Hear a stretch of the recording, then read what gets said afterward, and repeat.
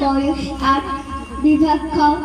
আমার আজকের নিবেদন বিশ্বকবি রবীন্দ্রনাথ ঠাকুরের লেখা কবিতা বুড়ি। এক যে ছিল চাঁদের কোনায় চরকা কাটা বুড়ি, পুরাণে তার বয়স লেখে ৭০০,০০০ কুড়ি। সাদা সুতোয় জাল বুনে সে হয় না বুনন সারা, পণ ছিল তার ধরবে জালে ১,০০,০০,০০০ তারা।